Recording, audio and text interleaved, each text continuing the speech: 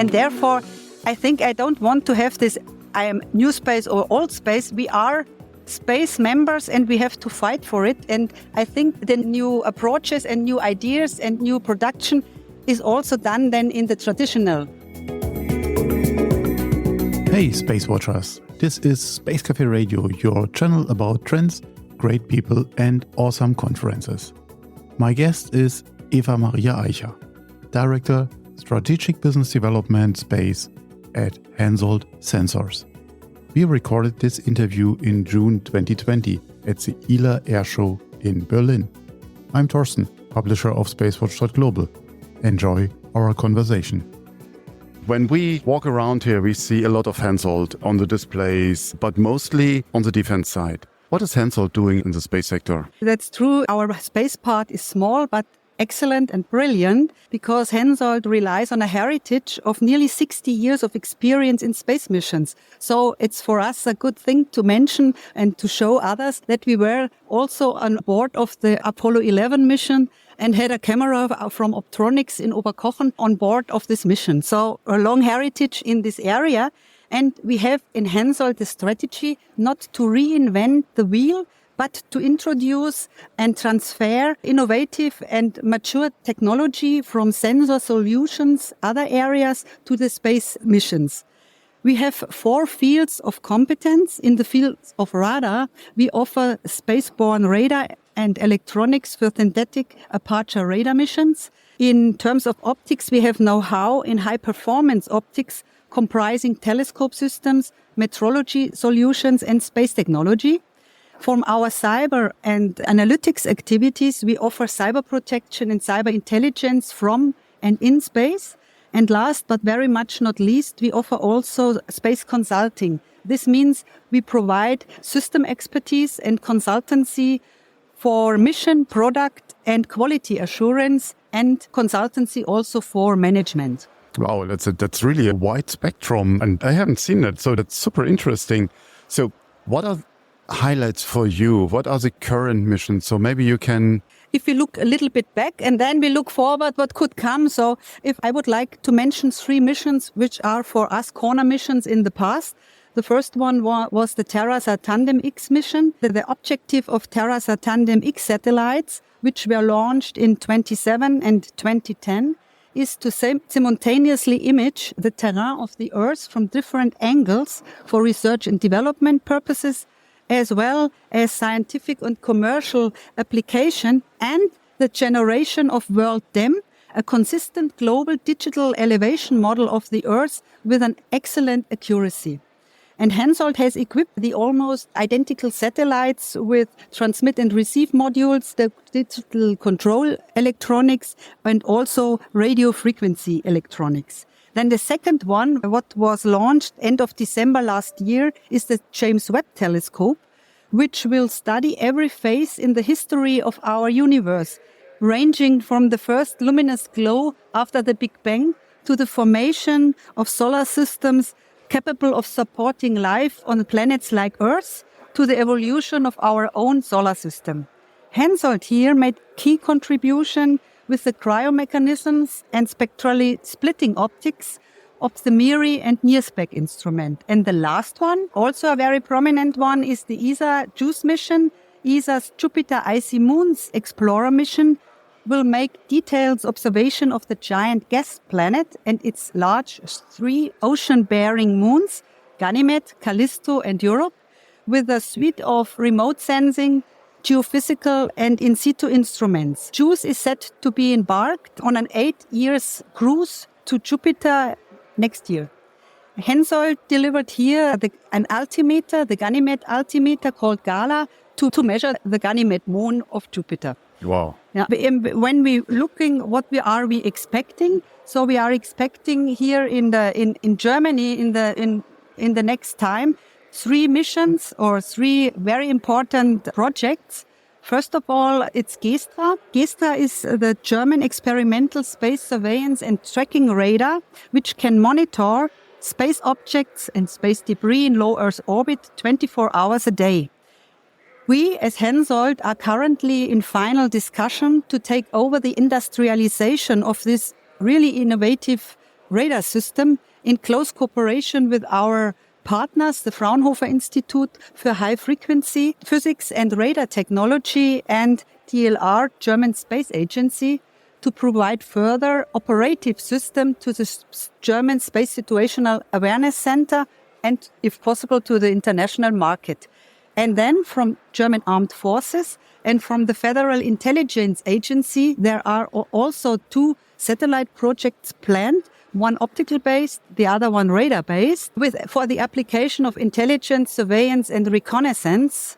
And here we are also prepared to deliver the newest optoelectric and radar technology for these both missions. That's impressive. It seems for me that as you're very strong in the defense sector, we see a shift. I feel that we see a shift since end of February with the occurrence of the war in the Ukraine. We can talk about defense again, even in the space sector. It was quite a taboo for many years. Also talking with ESA, now they openly talk about their dual-use project, what everything in space is. And I think you're very well suited in that. And yes. I would like to speak about Gistra. I saw, I think, 8 years ago, something like that here on the ILA air show the first time. And I thought that it's in production already, but then I heard, no, we have just a prototype and now we start to get it produced. So is it just my impression that we have a shift in the acceptance of defense, or is that a general thing? No, you're totally right. Before, everybody knew that there are also military space applications, but nobody talked about it. According our slogan of Hensoldt, the overall slogan, detect and protect, there is nothing wrong in doing detection and protection also in the military area. And I think the horrible Ukraine war made it really very clear which important role has to play in the future, played already in the past, but openly and in the public, it's now clear that space has to play a role in such conflicts, and also if there are no conflicts, to have really to the gardens and to see what is going on and to detect and protect mankind. And so we see really an increasing demand for military space applications, mainly in the field of intelligence, surveillance and reconnaissance, but also for early warning and also for secure telecommunications. There are so many fields where we have to rely on, but we have really to protect our hardware in space and to detect also the software from attacks. We heard some speeches from the General Traut, from the Space Command, from the German Space Command, that there is a high pressure now on the military and political stakeholders to take care that we really protect our infrastructure, our soldiers and mankind. And therefore we see that also it's not a national thing, it's a European and international perception of this change of the role of space, that we can openly speak about it, and this dual use is good for everybody. Hensoldt is a German company, am I right? Yes. Are you producing all these high-tech in Germany? Yeah, it's all made in Germany, yes. So we have 3 main production sites. One is in close cooperation with Zeiss in Oberkochen, where we do the optics. Then we have Ulm for the radar production. And then in Taufkirchen and Immenstadt, we have then also cyber and analytics activities.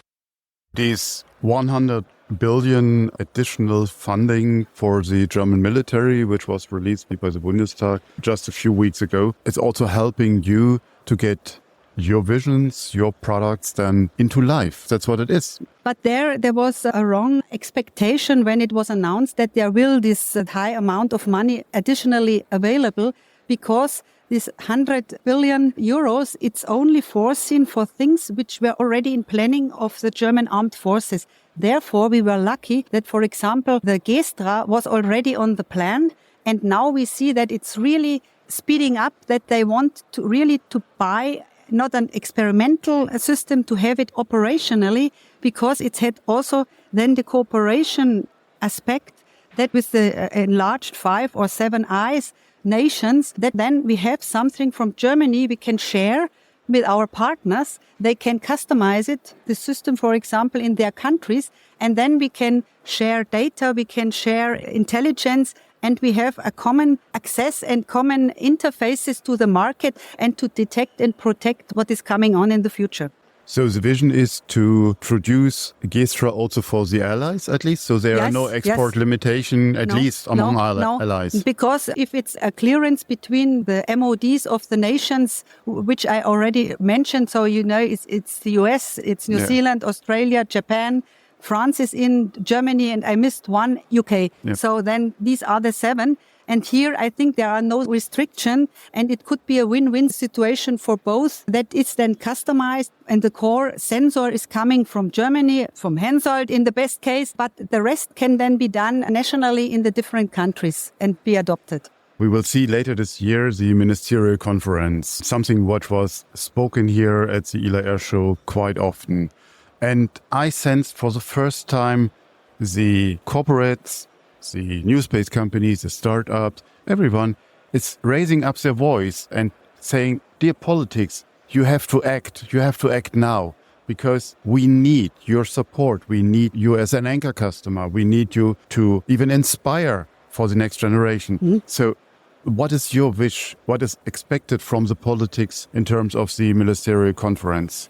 Yeah, you mentioned it's very clear. That's the approach that we expect to take, this innovative and disruptive spirit of the startups and the new space companies, and bring it together with the traditional or the arrived space companies, because sometimes you need a push from outside. And to have this approach, sometimes we have to be in our technology-driven country that good enough is good enough, and not it must be not the most excellent technology and everything that lasts long, that costs a lot, and perhaps it's not needed in the market. And therefore, it would be a very good approach if this is recognized from politics and they put the money in the right funding lines, so that there is really not against each other, but together to new goals and to new projects with the smaller ones, the startups and the traditional space industry. And then it's a win for everybody.